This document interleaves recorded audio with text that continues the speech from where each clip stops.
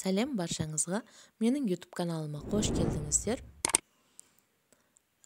Мен бүгін сіздермен өте оңай, қол жетімді үйдегі бар заттардан дайындалатын рогаликтің рецептісімен бөліспекшімін. Арнамнан алыстамаңыздар. Алдымен ыдысымызға дайындап алған ұндың үстіне сары майымызды үкіштің үлкен жағымен осылайша шығарамыз. Майларыңыз міндетті түрде мұздай болу керек, осылай жақсы шығатын болады. Сол кезде енді ұнмен жақсылап ұрбақтап аламыз.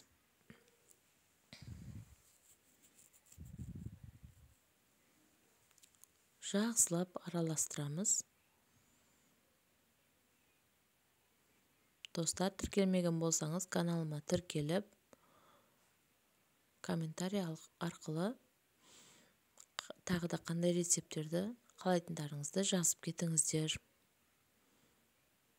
Енді қамырымыздың ортасына шұңқырша жасап, оған 20% қаймақты, оның үстіне құмшекер, қопсытқышымызды, азғантай тұзды салып, жұмыртқаның сары уызын салып, жақсылап араластырамыз.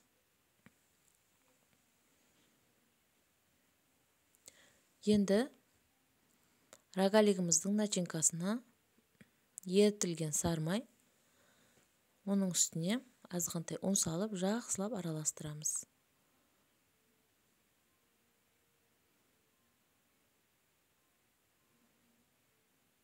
Азғантай құмшекер саламыз.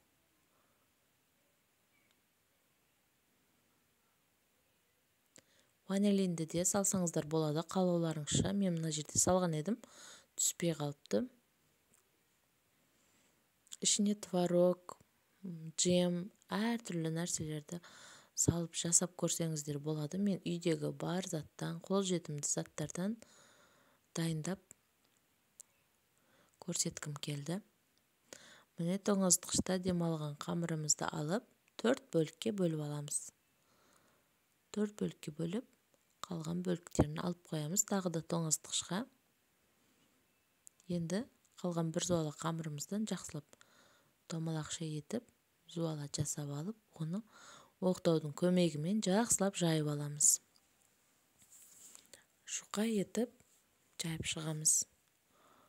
Қамырымыз жұп-жұқа болса да, жұмсақ, күмбірлеп тұратын, дәмі де күшті болып шығатын рогалик пісіп шығады. Міне, қамырымызды жайып алдық.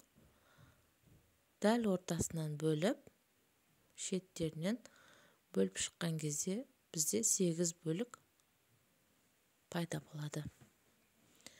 Енді қамырымыздың дәл астынан осылайша видеодағыдай кішкентай кесіп шығамыз.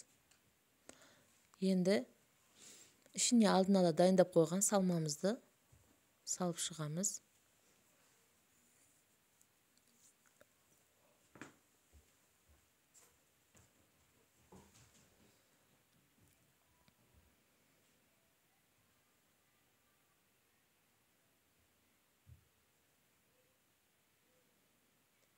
Міне салмамызды да жақсылап салып алдық. Енді рогалигімізді орап, листімізге орналастырып, қызып тұрған печкада пісіріп аламыз.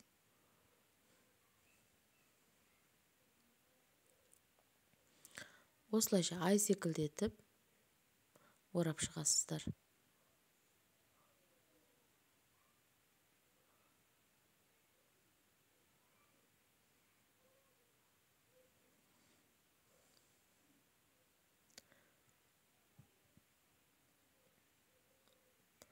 Рогалигімізді пісіп шыққаннан кейін құмшекер ұпасына салып, жақсылап үйкеп аламыз. Осылайша әдемі, керемет рогалигіміз дайын болады. Ас болсын.